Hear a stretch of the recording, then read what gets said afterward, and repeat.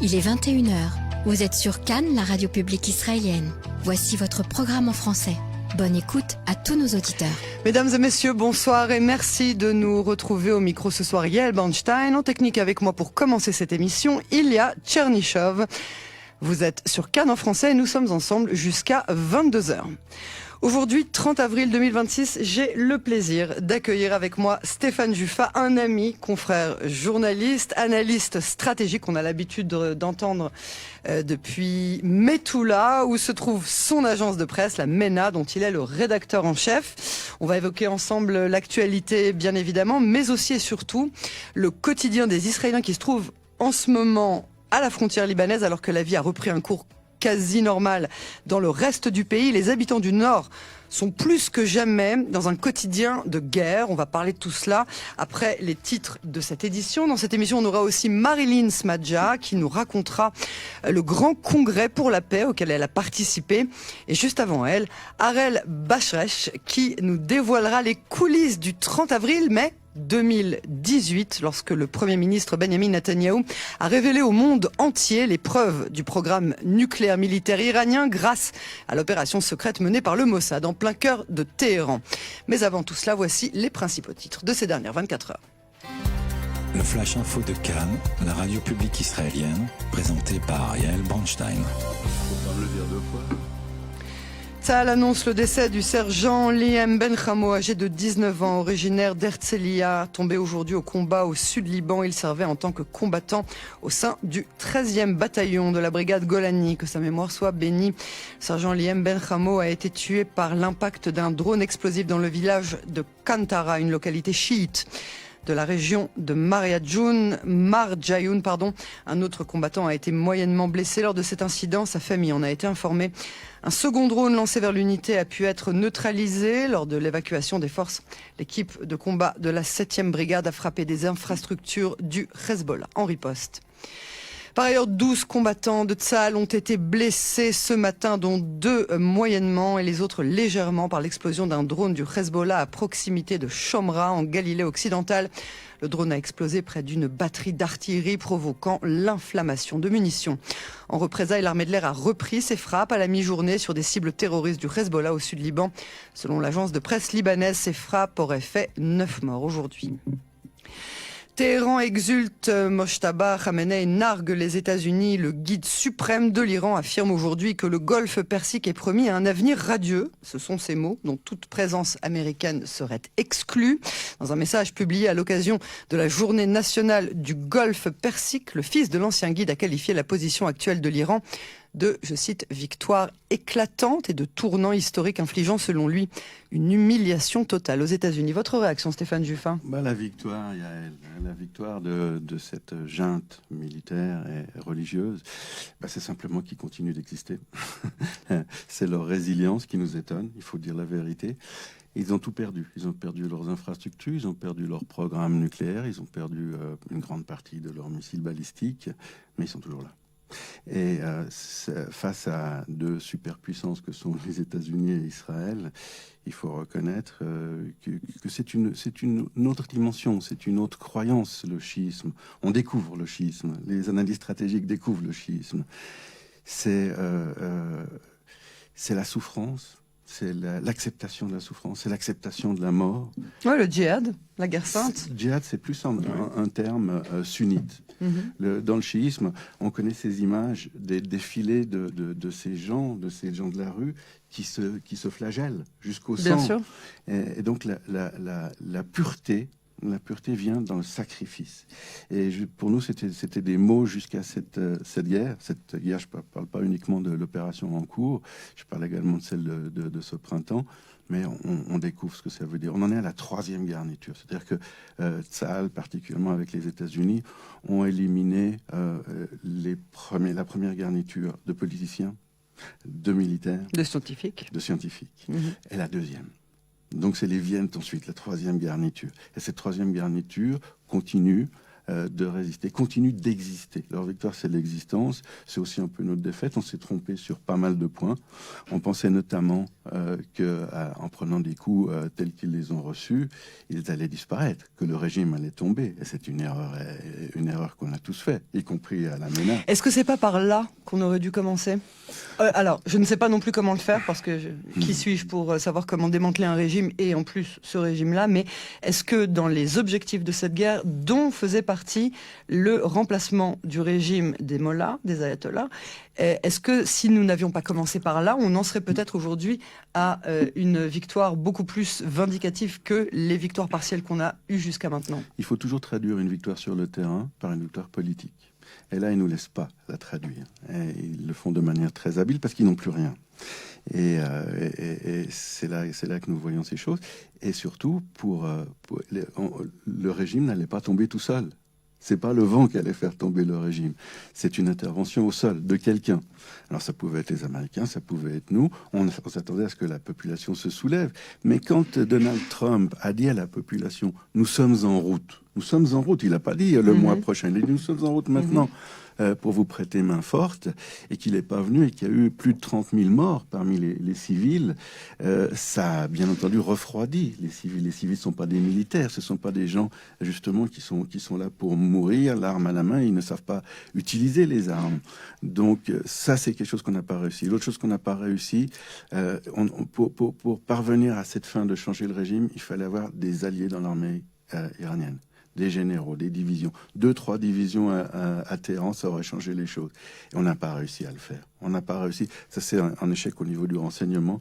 Peut-être au niveau de la synchronisation entre le renseignement américain et le renseignement israélien. Il aurait fallu beaucoup plus travailler cette chose. Mais on n'oublie pas non plus que on a commencé, vous l'avez cité dans les titres, Yael, l'intervention de Benjamin Netanyahou. Pour quoi faire ? Pour se débarrasser du nucléaire iranien. Cette guerre, on l'a commencé parce que l'Iran était à quelques semaines, quelques mois de la bombe atomique. Et puis on a ajouté un autre objectif qui était le démantèlement des missiles balistiques parce qu'on a reçu sur la tête... Les proxys. Exactement. Et puis on a ajouté, puisque tout allait bien, puisque l'opération se déroulait comme prévu, même peut-être mieux que prévu, plus rapidement, le changement de régime. Le changement de régime qui finalement, puisqu'on a réussi à détruire, à démanteler le programme nucléaire et le programme de missiles balistiques, est devenu la première priorité. Mais là, on s'y est très mal pris, et comme je viens de l'expliquer, et on n'a pas réussi. Vous pensez que c'est rédhibitoire et qu'il n'y a pas de programme de suite de cet objectif qui est, à mon humble avis, l'objectif principal aujourd'hui ? C'est notre avis à tous. La faiblesse économique du régime peut aider. Il faut dire de l'argent, même... C'est ce que Donald Trump est en train de faire avec cette guerre qui est aussi une guerre économique pour étouffer le régime iranien. Vous me volez les mots de la bouche. Pour une fois qu'on est d'accord sur plein de choses. On est toujours d'accord sur plein de choses depuis des années. Ce qu'on veut dire, de l'argent, si on estime à 15 à 22 jours les réserves d'argent pour exister, pour continuer à être là sur le terrain, pour continuer à envoyer des missiles balistiques, ça peut changer quelque chose. Et puis l'usure.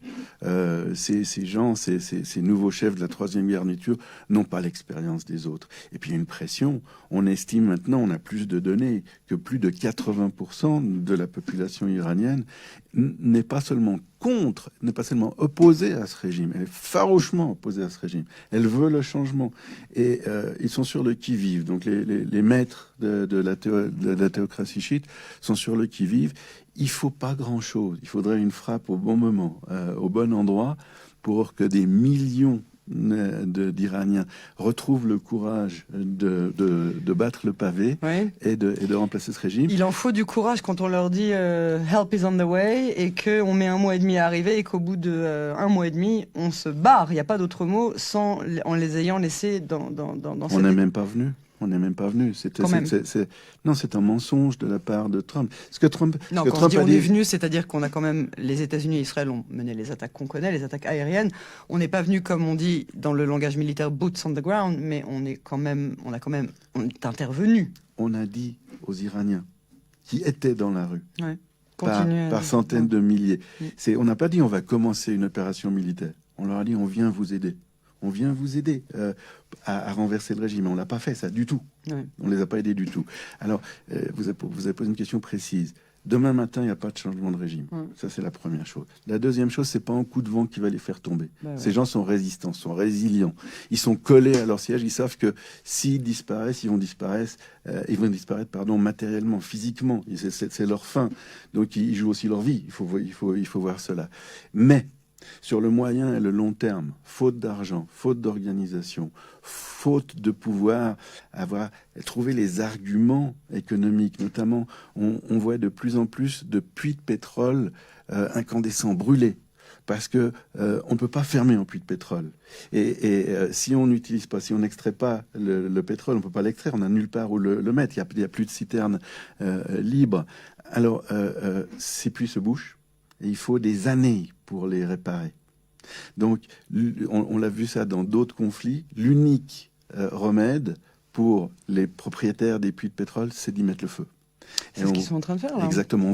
On voit sur les images satellites plein d'endroits. Beaucoup plus que d'habitude. Mais énormément. Et il y en aura de plus en plus dans ces 20 jours.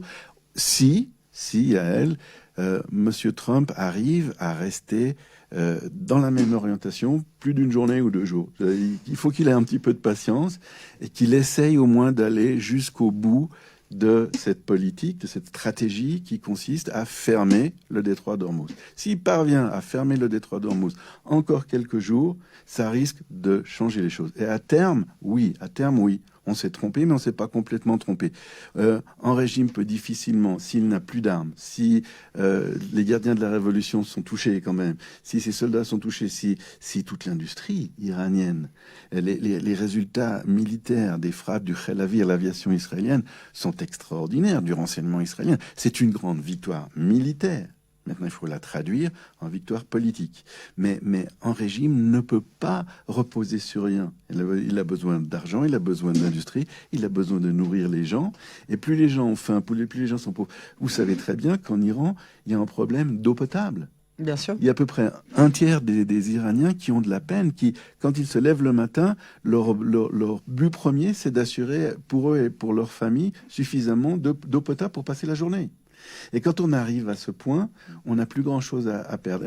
Il y a un seuil. Ouais, c'est ça. Et si on atteint ce seuil, on a des chances de remplacer le régime. Et c'est toujours... Je suis d'accord avec vous. Ça doit être. Et c'est le premier objectif. Parce que la Terre, le monde ne peut plus accepter de vivre avec cette théocratie chiite. C'est le mal absolu. C'est les gens qui torturent, c'est les gens qui pendent, c'est les viols. C'est les missiles sur Tel Aviv, c'est les missiles sur Bahreïn, c'est les missiles sur le Qatar. Ils ont attaqué 19 pays qui n'en avaient strictement rien fait. Et ça va pas changer. C'est-à-dire que l'unique manière de changer la réalité stratégique, c'est d'éliminer ce régime. Alors on peut perdre du temps, mais je pense même qu'on peut dire sans hésiter que en accord de paix, ces négociations dont on parle tout le temps, en accord de paix avec les Iraniens, ne profiteraient qu'à ce régime. Ni Israël, ni les États-Unis, ni les pays du Golfe arabo-persique, de la péninsule arabique, ni l'Europe n'ont aucun intérêt dans un accord avec l'Iran. C'est une perte de temps et il faut aussi le comprendre, il faut une stratégie. Ce qui joue contre nous, ce qui joue contre l'intérêt de la planète, c'est la hausse du prix du pétrole, parce que en fermant le détroit d'Ormuz, eh bien on l'a vu encore aujourd'hui, on l'a vu hier, tous les jours, le pétrole augmente et là aussi il y a un seuil. Pour nous, on est fabriqué. On va reparler de tout ça. Je vais passer au reste de l'actualité et je vais vous faire bien évidemment réagir au reste de l'actualité. On reviendra sur ce sujet iranien et sur bien d'autres encore. On a beaucoup de choses aussi à entendre de vous sur la réalité que vous vivez au quotidien. Mais on part maintenant vers Londres où le Premier ministre britannique Keir Starmer a convoqué une réunion de crise après l'attaque terroriste antisémite perpétrée hier dans le quartier de Golders Green à Londres. Starmer a souligné qu'il ne s'agissait pas d'un acte isolé, mais d'une série d'agressions ciblant la communauté juive. Il a annoncé plusieurs mesures de riposte, notamment le renforcement de la sécurité, l'accélération des lois contre les agents hostiles en lien avec les proxys étrangers et une application stricte de la loi.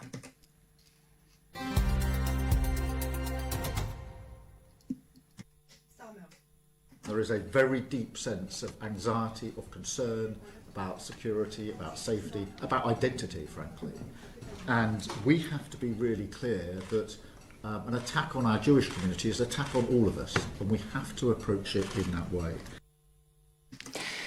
Il existe un sentiment profond d'anxiété et d'inquiétude au sein de la communauté juive concernant la sécurité et même les questions d'identité. Nous devons être absolument clairs. Une attaque contre la communauté juive est une attaque contre nous tous. Le Premier ministre a précisé que plusieurs arrestations avaient déjà eu lieu. Pour rappel, 2 personnes de confession juive ont été grièvement blessées par arme blanche lors de cet attentat d'hier. De retour en Israël, un médecin de l'hôpital Soroka à Be'er Sheva a été condamné pour appartenance à l'État islamique. Le tribunal de première instance de Be'er Sheva a récemment reconnu coupable le docteur Mohamed Azam, médecin à Soroka, d'appartenance à l'organisation terroriste Daesh. Selon l'acte d'accusation, le prévenu a prêté allégeance à l'organisation juste après le 7 octobre. Il visionnait régulièrement des contenus de propagande et avait téléchargé des manuels d'instruction sur la fabrication d'explosifs et de toxines. Dans son verdict, la juge a souligné que l'adhésion d'Azam à l'organisation suivait scrupuleusement le protocole de Daesh, visant à inciter les individus isolés à passer à l'action. Elle a précisé que sa proximité quotidienne avec des soldats et des civils dans le cadre de ses fonctions médicales aurait pu mener à une catastrophe terroriste s'il n'avait pas été arrêté à temps. Une information rapportée par notre correspondant Itzik Zoharetz. Et puis violence scolaire à Modine, un grave incident s'est produit aujourd'hui à l'école publique religieuse Meshouat Neria à Modine. Un élève de CM2, c'est-à-dire CM2 Kita Hey a agressé physiquement 3 enseignantes ainsi qu'un autre élève de l'établissement. Selon les témoignages, l'élève a violemment claqué une porte sur l'une des enseignantes tandis qu'il en a frappé une autre au visage avant de lui asséner des coups de poing. Il s'avère que cet élève était déjà connu pour son implication dans des incidents violents par le passé. En signe de protestation et pour marquer la gravité de la situation, la direction de l'école a annoncé que la rentrée des classes demain serait retardée à 10h du matin. Toujours dans l'éducation, échec scolaire en Israël, le niveau d'anglais des élèves israéliens est au plus bas. Les résultats des examens nationaux d'anglais et de langue maternelle, c'est-à-dire soit l'hébreu soit l'arabe, de l'année dernière sont tombés et le résultat est sans appel. La mention est insuffisante. Près de 80% des élèves de 3e, c'est-à-dire Kita Tête, ne répondent pas aux exigences du programme d'anglais du ministère de l'Éducation. Si certains sont proches du seuil requis, d'autres présentent des lacunes béantes. Le constat est encore plus dramatique dans le secteur arabe où seulement 9% des élèves atteignent le niveau d'anglais escompté. L'ancienne ministre de l'Éducation, Yuli Tamir, a fait part de son inquiétude à notre correspondant, Liran Khoudjainov. ישראל הולכת והופכת למדינת עולם שלישי, שבה חלק גדול מהאזרחים אינם יודעים לדבר אנגלית. העובדה שחסרים מורים לאנגלית ידועה היטב למשרד החינוך מזה מספר שנים. שר החינוך צריך לקחת על עצמו לבנות מערכת שמעודדת אנשים צעירים לבוא וללמד אנגלית בבתי הספר. Israël est en train de devenir un pays du tiers-monde où une grande partie des citoyens ne savent pas parler anglais. Le fait qu'il manque des professeurs d'anglais est une réalité bien connue du ministère et ce depuis plusieurs années. Le ministre de l'Éducation nationale doit prendre ses responsabilités et bâtir un système qui encourage les jeunes à venir enseigner l'anglais dans nos écoles.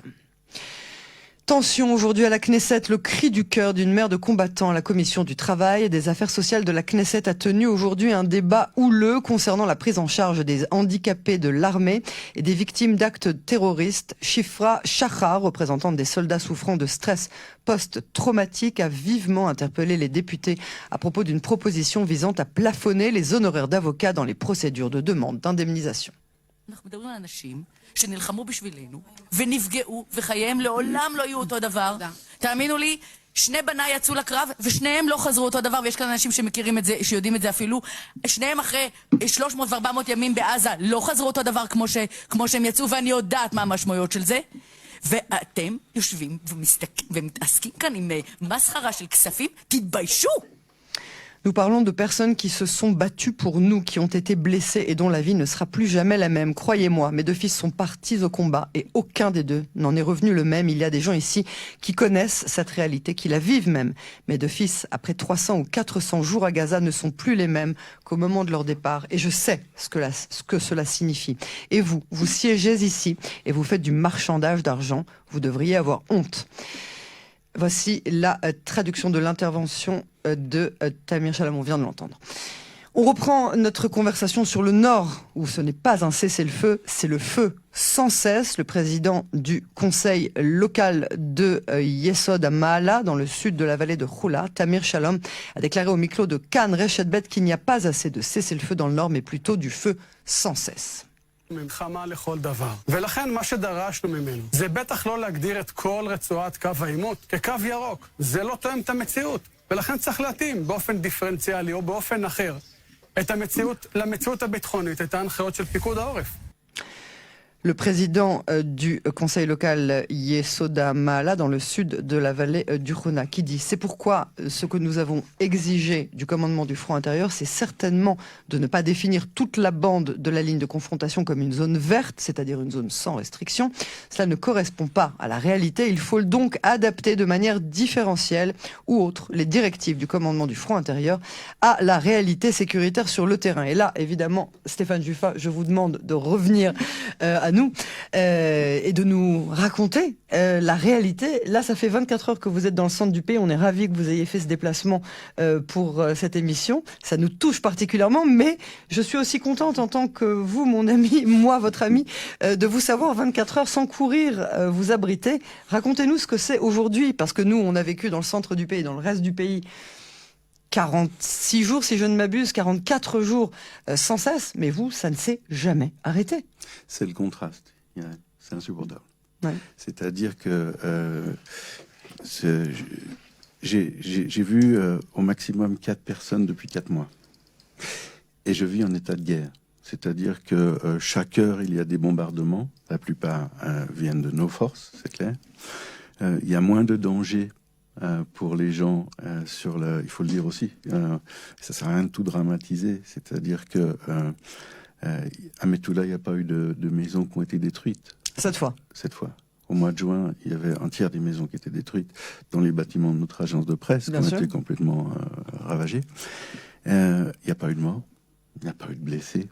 Pourquoi ? Parce que l'opération qui a été réclamée à Tzahal, c'est-à-dire le fait d'occuper cette bande de sécurité qui fait à peu près 10 km depuis la frontière, a éloigné les forces radouanes et a surtout éloigné les missiles anti-chars, ceux qui ont détruit les maisons, et ça change absolument tout. Mais ce que ça ne change pas, c'est que il y a cette partie de la population, 24 localités, dont je suis, qui vivons dans la guerre. Et on s'éloigne de 20 km, même 15 km de cette région. Et pouf!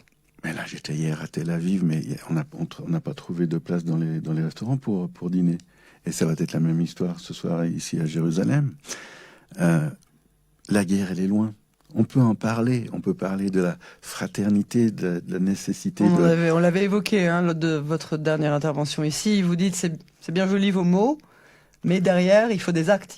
Je critique pas du tout. Non, c'était pas une critique, c'est votre sentiment. Je suis avec vous.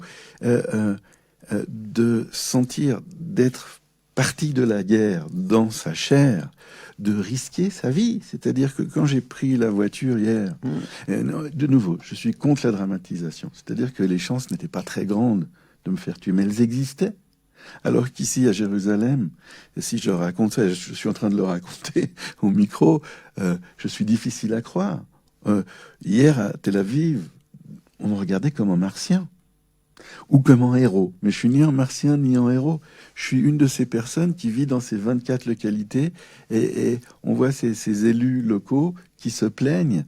Ce n'est pas possible, ce n'est pas normal que 95% de la population vit normalement, complètement normalement, va qu'à ses occupations, part en voyage, part en vacances à l'étranger, sourit, danse, chante, tous les clubs de nuit de Tel Aviv sont ouverts, on s'y sent très bien, et que 5% des gens ne participent pas à cette fête, et surtout que les villes et les villages sont vides. J'ai passé toute cette guerre. Les bâtiments de la MENA étaient les seuls occupés de toute la rue. Ce sont des villes fantômes. Et si rien n'est fait, non pas pour contenter les politiciens, non pas pour dire, voilà, on occupe une bande de 10 kilomètres, non, pour prendre des mesures qui mettent fin à la guerre. Voilà, on le dit. Le gouvernement a donné l'ordre à Tsahal d'occuper cette bande de terre. Alors justement, et ça, je vous arrête, on apprend vraiment il y a moins d'une heure que l'armée israélienne a commencé à réduire ses forces au sud Liban. Selon notre correspondant Roy Sharon, les unités de parachutistes ont été transférées vers la bande de Gaza, tandis que la brigade Nahal, elle, a été déployée en Judée-Samarie, et les 4 quartiers généraux des divisions 98 et 162 ont également quitté le front nord pour redescendre vers le sud et le centre du pays.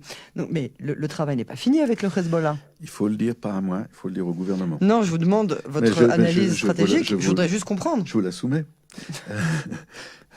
Le gouvernement, c'est lui qui a décidé. Il a donné l'ordre à Tsahal d'occuper cette bande de terre, avec les 2 résultats que j'ai donnés.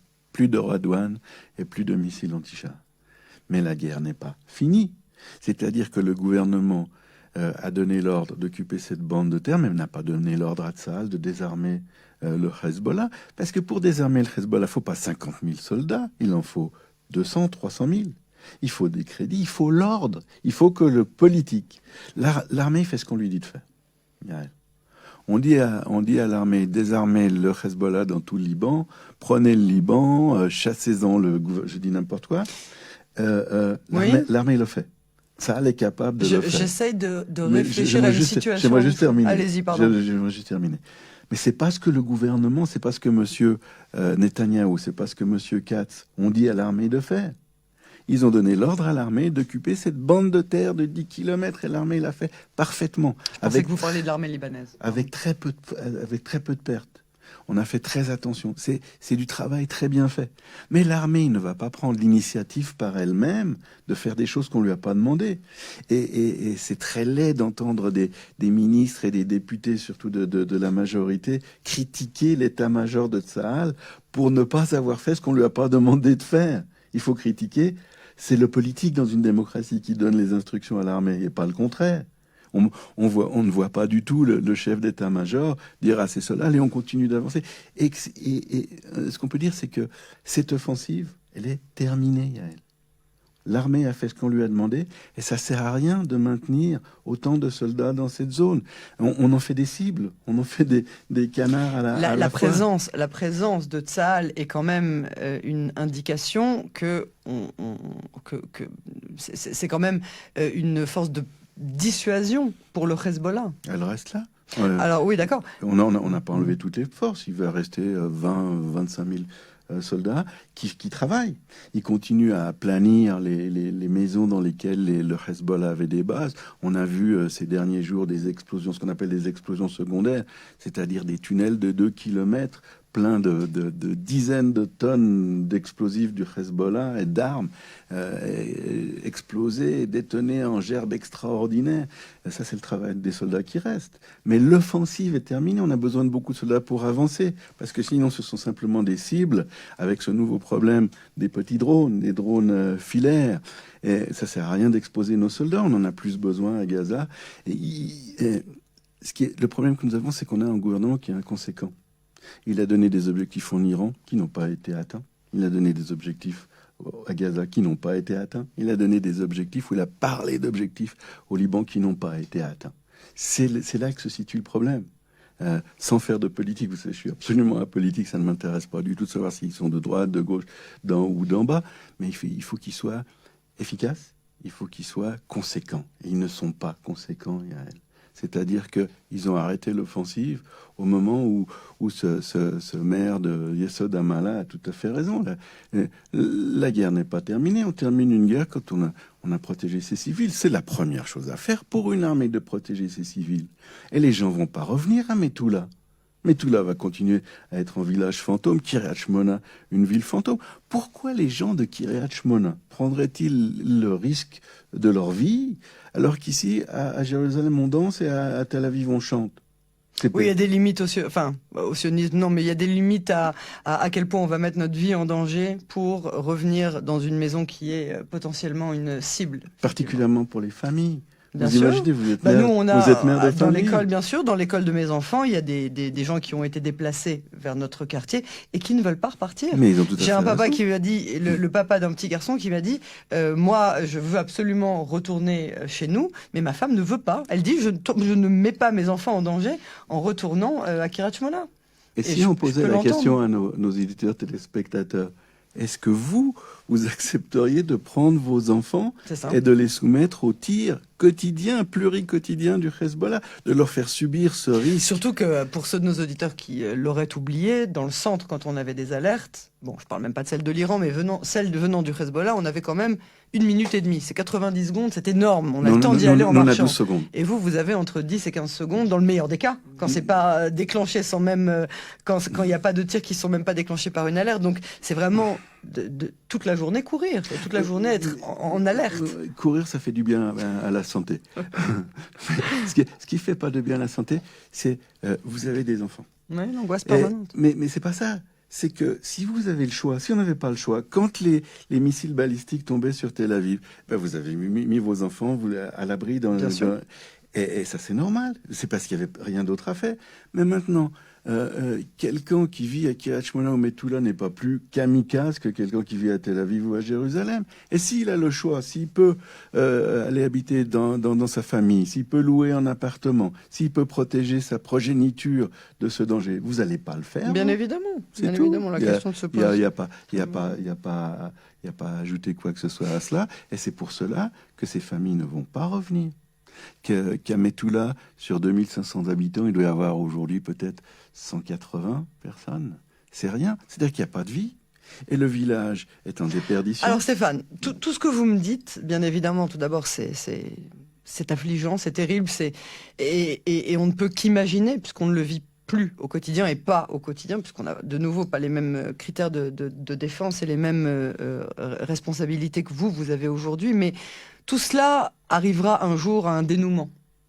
Comment est-ce que vous envisagez que la suite des événements se passe pour que la fin de la guerre arrive réellement? Qu'est-ce qui va se passer selon vous? Et surtout, et ça c'est avec ça qu'on aura l'occasion de terminer, dont il nous reste à peu près une dizaine de minutes, surtout, est-ce que vous pensez que les États-Unis, je sais que vous n'êtes pas prophète, c'est ce que je dis à tous mes intervenants, mais est-ce que vous pensez que les États-Unis vont réattaquer l'Iran? C'est particulièrement vrai en ce qui me concerne.